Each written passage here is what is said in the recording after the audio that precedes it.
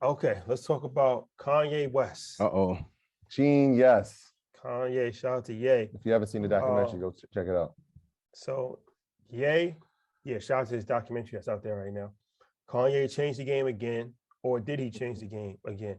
Donda 2, I'm Mhm. sure everybody's already familiar with this, is only available on his stream player. So little shout out to Nikki. She actually did a dope Instagram live. I checked out the other day when she was talking about it. And I think she actually even had it. The stem player? It's a stem player.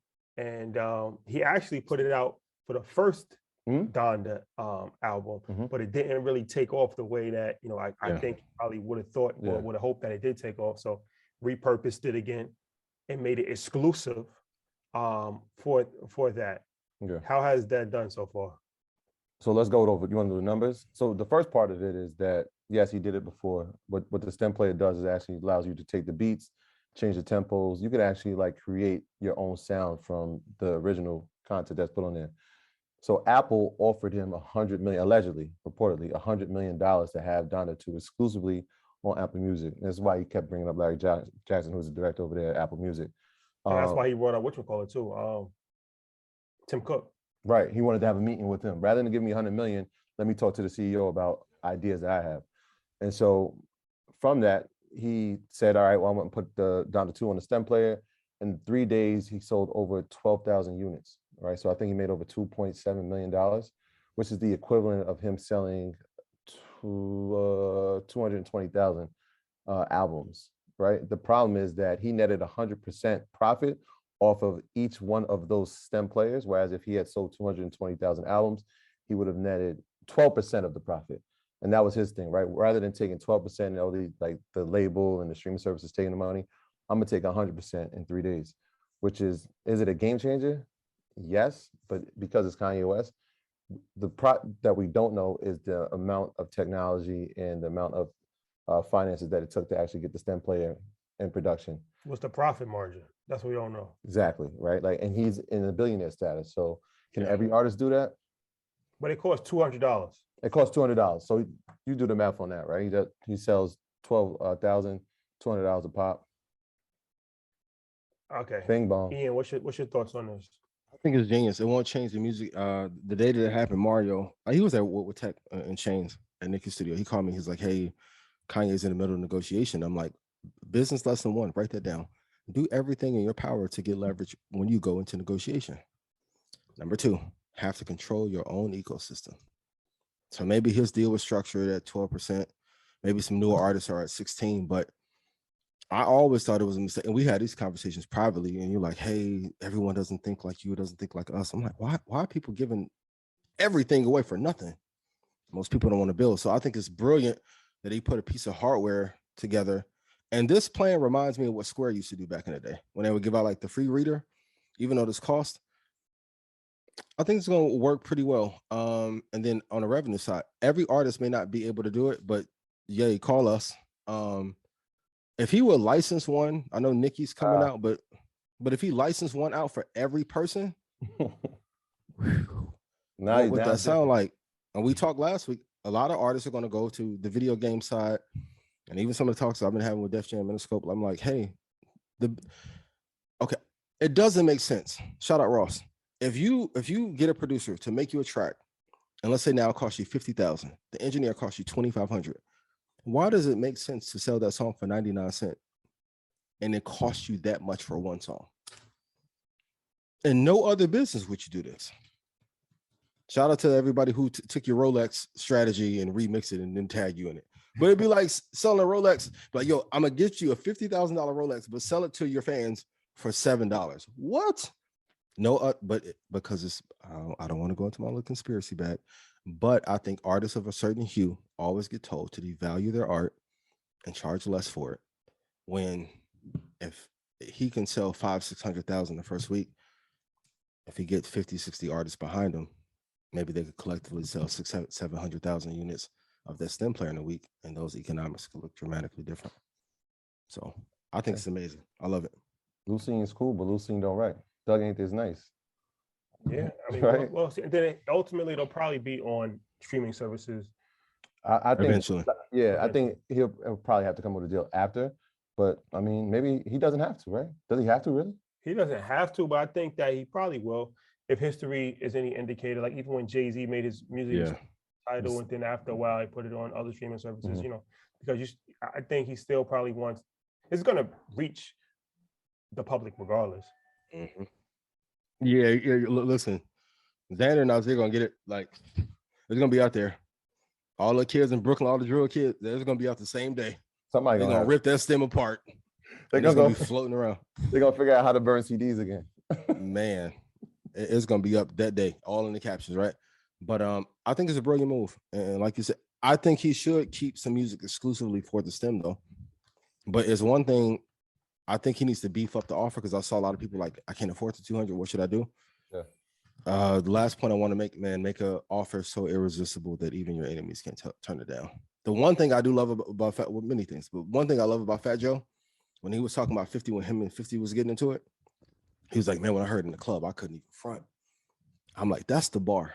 You have to be so good that even the people who don't like you are going to buy from you. If he beef up that offer, and let's say he did an exclusive something every week for 10 weeks or 8 weeks, whew, be amazing. Be amazing. Y'all can let the tiger run around on camera. It'd be good for the views.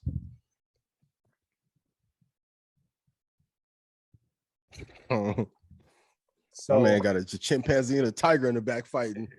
Bubbles, sit down. When in London. Boy. Like Tyson in '88. Yo. Let me ask you this though, because this is the thing about recording live though. Let me ask y'all, how do y'all travel and for real, like be able to do all this content? I'm tired and I'm not there. It's taxing. Taxing. I told you, man. We got this. It's taxing and it's tolling.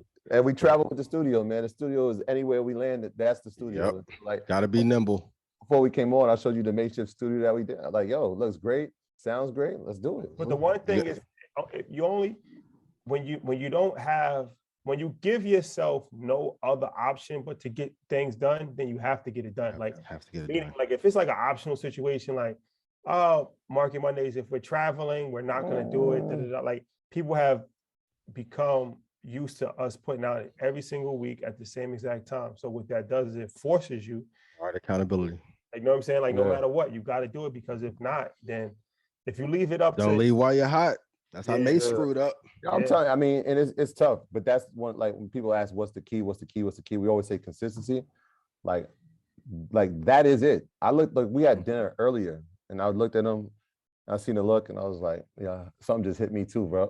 I'm like, yeah, let's do it. We gotta go. We can look fine, them coats though. We got this. Appreciate it. Yeah, but people don't understand, like, you know, we got this. You travel all day. We came from New York, we traveled all day. It's 5 hours. Just had left Atlanta. Just left Atlanta. Legendary. We're gonna talk about that. Whew. Say that to the end. Stay tuned. Shout out to Steve Harvey, Mr. Harvey. Yeah. SH. Mr. H is Mr. H. But this Kanye thing is interesting too. Let me ask you about this, because so he said last week, please stop asking me about NFTs. I'm not doing NFTs. I'm only concentrating on building things in the real world and real world application. I think he's a little misinformed by his statements, and then he dropped something like this, which essentially can be repackaged as an NFT. Really, if he did it in that, and he probably would have been more profitable. Yeah, but is he misguided though? Or he would have more control? Or is he just taking it misinformed? Or I'm even saying, is he misinformed, or is he Jamie Dimon? The same thing I said with JP Morgan. Right? We just said, right? Can we just have honest conversation? We can't reveal real plans to the public. But it would be too typical for him to hop on that wave and not having an innovator in it. So as a creator, it's smart to go physical. And same thing with me. In the world of everyone's talking about NFT, I'm like, let me do more physical. When people come physical, I want to do more digital. The bundling thing that that's always been my model. Stock Club, like, and wait till y'all see these new rollouts to come out in end of March. Oh, baby. Whew. We got to give Dame credit, because Dame tries to do this with Rockbox. Doesn't get the credit. Does not get the credit. Dame, I'll give you a credit now. And then y'all let Steve, like, I don't know how they turned down Napster. And I tell this to everybody in the music industry. How have you guys not bought a streaming service or music player yet? You guys didn't buy LimeWire, didn't buy Napster. You let Steve Jobs come in and tear your whole industry apart and adapt. Warner, Universal, nobody has a player for just their artists. How? It doesn't make sense. But for my business owners, find ways to innovate. And I'm going to be real, even with the top companies, outside of Apple, Google, Microsoft, which are really enterprise, Amazon, really enterprise, and shrewd business people on the other end because of all the data that they have, most companies are not innovating very well. Twitter, Clubhouse fell apart. Most companies are not great. So I ask you guys, put it in chat. Name me a company that you guys buy from or subscribe to that just overwhelms you with greatness every time you buy from them. It's not many. There's a huge gap. There's a huge gap to be filled. I think you got something there, Ian, with the licensing. I think you got something with the STEM player licensing, but it'll take an established artist who's willing to say, I'm going to take this chance with it. Yeah, but the whole thing is he still could have done an NFT though, because he's still, no matter how you slice it, he's still not going to be able to get royalties off of the sell of the other thing. Of the music itself? Yeah. Not the not sell is initially. really the product itself. I think the music is just something that comes with it. Well, even the product itself. Imagine he could, I don't know. I just feel like if he would have embraced the digital space a little bit more, he could have had something that would have probably made more money, but even bigger than the money, because he's already a billionaire. So it's not really about the money so much. He could have actually laid a blueprint, a real blueprint. Yeah. Can I play devil's advocate? In the music business. Yes. What Kanye's genius, and if we're talking about equity and closing the racial wealth gap, if he did it NFT, why would he do it on OpenSea and he owns no equity? Well, that's a good question. Shout out to 19 Keys. I was talking 19 Keys today, and he was talking about, it's funny you say that. I had a conversation with 19 Keys today, and he was saying that the next step is actually building a play. He was like, it's not really that I'm gonna set hard. the screen, but don't shoot yet. So that's important. Yeah. Creating platforms and creating marketplaces, right? To understand the difference between the two. We don't have any, and there's no reason. None. You see what I'm saying? And then we'll be like, well, Rogan said the N-word 12 years ago. I'm upset. They gave that boy 200, not 100, 200. 200. Because they wanted to leverage his assets to get the deal done with Tesla. It was reported at 100 million, but then now the reports are saying it was actually 110 cash. But that's what drop the check. Incentives though, right? It was like 100 in cash, and then 100 were like stock 200. 200. And then I always tell everyone, and it's one account, and I know, Chad, you probably don't want me to say it, but even with ad deals, if you guys wouldn't take an advertising deal for $1,000 a month, why are you letting somebody sponsor your show for $500 a month when that is an endorsement deal? Joe Rogan owned, and we had this conversation. Man, Shotty was mad at me, and I'm like, I'm trying to explain it the kindest way, but I got the dame in me. I'm like, we got to get more equity out of these. I don't want them to use us because I come from advertising. The advertising side looked at the companies that let us place media like prostitutes. Like, why would you put we worked our entire lives to build credibility and reputation to then endorse it for what? For a sliver of ad? Nah. I think he needs to build his own platform. And I think even with this initial rollout, he will. And shout out to Primus, like, he got some people behind him that's probably gonna roll something out, but I don't want us to keep. And I know it was, on y'all YouTube page, it was a brother like, yo, you talking about conspiracies with the monkeys and the apes. Gary Vee's my guy. I don't like the ape with the Coogee and the gold tooth. That's not it. It's not the wave. They're selling us imagery of us that we don't agree with, and then telling us it's art so they can wash the money in the gains that they made from crypto. How is that player? They ain't P at all.